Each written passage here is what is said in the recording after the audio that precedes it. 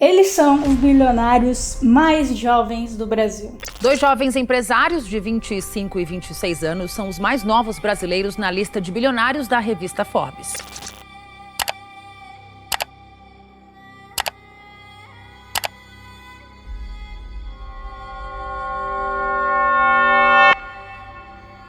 Imagina só dois adolescentes recebendo notificações extrajudiciais de empresas multibilionárias, como por exemplo a Apple. Hoje eu vou te contar a história não contada de dois brasileiros mais jovens bilionários.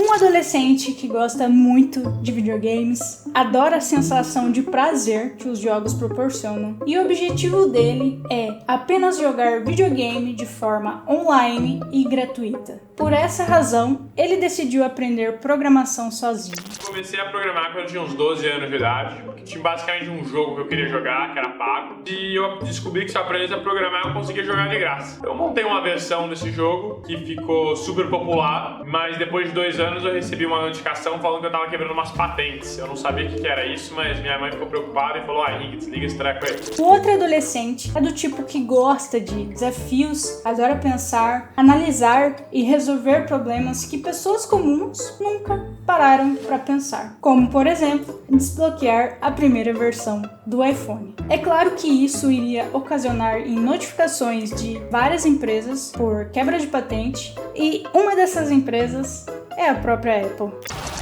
De Sampa para o Rio, nós pegamos a ponte aérea para conhecer o Pedro, um garoto que com apenas 11 anos de idade abalou a confiança da marca mais valiosa do mundo, a Apple.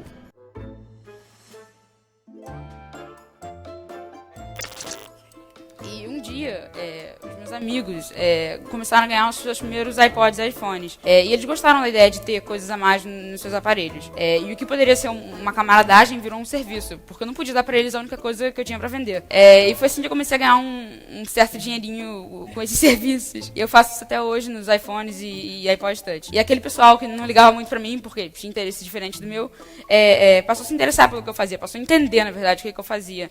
Pedro sempre foi uma criança muito curiosa, desde muito novo, e se questionava de coisas que crianças da idade dele não se questionavam. Me entregava uma coisa que é para um determinado uso, aí eu olhava e pensava, por que eu também não posso fazer tal coisa com isso? Quando a gente tem 13 anos e olha para o mundo dessa forma, a gente encontra um monte de barreiras. Então, quando é que será que a gente vai poder começar a pensar dessa forma? Quando fizer 18, 30, 50 anos? Henrique também não ficava para trás. Desde muito novo, ele já tinha uma clareza muito grande do que ele queria para a carreira dele. Eu lembro que quando eu tinha 12 anos eu decidi que eu queria ser programador. Aí eu queria ser programador na Microsoft. Aí, cara, e depois quando eu comecei a trabalhar na Grécia, eu vi a vida lá do Gabriel, que era um empreendedor, né? Como é que era empreender, eu me identifiquei muito com aquilo. Então, a partir daquele momento, na minha vida, não empreender não era mais uma opção. Era isso que eu ia fazer na minha vida, era isso que eu ia ser feliz na minha vida, então é isso que eu ia fazer. E não tinha outra opção além disso, assim. Então não é que eu fiz um trade-off, é que a outra opção simplesmente não existia. Eu não tive que trocar nada, entendeu? Pedro e Henrique se conheceram através do Twitter em 2012, em uma thread do melhor editor de texto. E foi aí que tudo começou. Porque quando você é programador, editor de texto é tipo seu time de futebol. Tem um que é bom, que é tipo o Corinthians, que é o Vim, e um que é ruim, que é tipo o São Paulo, que é o IMAX. A gente acabou indo pro Skype e ficou amigo. Eles viraram grandes amigos e, mesmo os dois sendo adolescentes, eles já tinham uma visão bem clara do futuro e entendiam o poder que eles tinham em mãos. Pouco tempo depois, eles criaram alguns projetos, mas não obteve sucesso. Mesmo com alguns projetos fracassados, os dois tinham um grande amor em comum, a área de tecnologia. E desistir não era uma opção. Apenas dois adolescentes que está para finalizar o ensino médio com provas, vestibulares, tentando empreender tudo ao mesmo tempo. Imagina a carga e o estresse. Mas eles precisavam ser muito disciplinados. Como foi conciliar essa vida de um cara que, você tá no meio da adolescência, e já tava namorando, tava no colégio? Cara, a segredo é dormir menos, assim, tipo, eu fazia tudo. Cara, tem alguns truques, né? Então, por exemplo, eu sempre fui muito curioso. Então, quando eu estava no primeiro, no segundo ensino médio, eu já estudava muito além do que eu precisava, porque eu gostava das coisas, né? Então, quando chegou no terceiro ano, eu já sabia a maioria da matéria, então isso não me atrapalhou muito. Mas na época do primeiro e segundo ano, que eu estava ali programando, trabalhando, cara, era trabalho duro mesmo e muito foco e muita produtividade. Tipo, cara, 2 horas que eu tenho que estudar, eu vou estudar durante essas 2 horas. E assim, não vou pensar em mais absolutamente nada. Eu vou abrir o livro, vou estudar durante 2 horas e não tem videogame, não tem cafezinho, não tem nada. É estudar. Aí agora é hora de trabalhar, agora eu vou trabalhar por esse tempo. Assim, foi uma disciplina muito grande nesse tempo para conseguir conciliar o tempo. Eu acho que dá, assim, acho que as pessoas que dão desculpa de tempo é que não estão bem organizadas. Assim, a maioria das coisas você consegue reduzir e se organizar mais. Depois de várias tentativas de criar projetos, eles criaram a Pagar.me, uma empresa de pagamentos que surgiu em 2013 e eles estavam finalizando o ensino médio. Mas a Pagar.me veio com o objetivo de facilitar os pagamentos para negócios físicos para ajudar empreendedores a ganharem mais. E a partir disso, a vida deles nunca mais seria a mesma.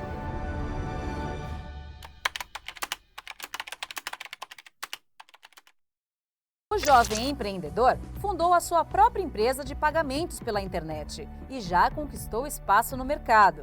Ele afirma que o momento é propício para empreender no mundo digital. Tem muita coisa que aqui dá ainda para fazer, que as pessoas ainda não pensaram e que falta só vontade e um pouco de coragem para executar e fazer muita coisa nesse mundo de mercado digital que eu acho que tem muito a crescer ainda. Então acho que ser incansável é o negócio mais importante quando o empreendedorismo é o tema, eu acho. A empresa foi crescendo de forma acelerada e isso chamou a atenção de vários investidores, como por exemplo o André Street, que ele é simplesmente o fundador da história. Ele viu o potencial dos meninos e do negócio deles e ele ajudou a alavancar ainda mais a Pagar.me com a ajuda de mentorias. E isso resultou em um crescimento de mais de 150 pessoas em 3 anos. André viu que era um crescimento aceleradíssimo e decidiu comprar a Pagar.me, que passou a fazer parte da Stone Cool. O valor da compra não foi divulgado ao público, mas podemos imaginar, né, que foi na casinha dos milhões para cada um deles. Depois que eles venderam a Pagar.me, eles decidiram estudar em Stanford, uma das universidades mais renomadas dos Estados Unidos. Porém, estudaram apenas 4 meses. Pô, tem um Silicon Valley clichê aqui, né? Que, o Zuckerberg dropou a faculdade, o Bill Gates dropou a faculdade. Então, se você dropar uma faculdade boa aqui nos Estados Unidos, você tem uma chance, assim. As pessoas te dão uma chance de ser que nem eles e te colocam... Pô, talvez esse cara esteja na mesma caixa. Não façam isso em casa. Nos Estados Unidos, é muito comum ter espaços para empreendedores, salas com várias empresas, e os dois começaram a frequentar a Y Combinator, que também é uma aceleradora de startup. Lá foi o lugar ideal para eles validar a ideia, sentir a dor de outras startups, e foi assim que eles identificaram uma dor latente de outras startups, e criaram a Brex. A dificuldade era de juntar business, dinheiro, com os bancos. Está claro que cada vez mais startups precisam de dinheiro e de crédito, e isso era uma tremenda dor de cabeça de muitos empreendedores, simplesmente porque é muito burocrático, você precisa juntar todas as suas contas, fazer um levantamento de receita para conseguir créditos para alavancar sua empresa. E para uma startup, tempo é dinheiro, principalmente para uma empresa que está crescendo agressivamente. Mas Pedro e Henrique entenderam essa dor e criaram uma solução que atende a essas startups. Nas primeiras versões do projeto, tinha poucas funcionalidades, como por exemplo o serviço de conta corrente. Isso de fato era uma dor para os empreendedores, mas ainda não resolvia o problema 100%. E foi assim que eles entenderam que era mais fácil conseguir clientes se tivessem, por exemplo, um cartão de crédito, fosse emitido de uma forma muito mais rápida, entregue de uma forma mais rápida ainda, e com poucos dias você já estava com um novo cartão em mãos. Diferente dos bancões, que você precisa entregar milhares de comprovantes, o banco precisa analisar todo o histórico da sua empresa para depois você saber se está apto ou não a ter cartão de crédito. E isso leva semanas e até meses. Já na startup dos brasileiros, eles analisam os gastos na conta corrente, histórico de investidores, e o padrão gasto no momento de solicitação do cartão. E isso demora em média de 5 horas. Isso permite que as empresas tenham crédito o mais rápido possível. É óbvio que essa empresa chamou a atenção de muitos investidores logo no começo, tanto pelo histórico dos meninos, no caso da Pagar.me, como também o grande potencial de negócio. Um dos primeiros investidores são Peter Thiel, Max Levinte, não sei se a pronúncia está correta, mas eles são simplesmente criadores do PayPal. Com grandes investidores, mentores, clientes, a Brex começou a crescer muito e ter uma valorização estimada em 10 bilhões de dólares. Atualmente, a empresa tem mais de 1.000 pessoas e esse número cresce a cada dia. E eles fizeram mais soluções para empreendedores, software de despesa e pagamento de contas, para enriquecer ainda mais seu valor no mercado. É estimado que cada um deles tenha mais de 1,5 bilhões de dólares com apenas 26 anos de idade. E eu acredito que vamos falar muito mais deles no futuro. E para você que está pensando se deve ou não começar o seu projeto, se liga nessa dica do Henrique. Quando você deve começar o seu projeto, como começar e o que ele faria se começasse um novo projeto hoje. Boa parte da galera que está assistindo a gente aqui está na faculdade, ou recém se formou, ou está no começo. Existe muita dúvida do, cara, eu estou na faculdade, eu estou começando a entender, a entrar em contato com o empreendedorismo e será que qual é o momento certo? Eu devo começar agora, eu devo esperar me formar? Muito simples, vamos esperar já, agora, hoje. Assim, não espera até segunda-feira, não. Por quê? Porque eu acho que, ainda que sua primeira ideia não dê certo, ainda que você esteja aprendendo muito no lugar que você está, não tem nada que você vai mais aprender do que fazendo. Sim, você vai quebrar a cara, vai tomar muito não, vai ter um monte de problemas, mas não tem nada que você vai aprender mais do que isso. Assim, se você fazer um negócio, especialmente se precisa de um negócio que precisa de dinheiro para você alavancar, não pode ser um negócio de mercado pequeno.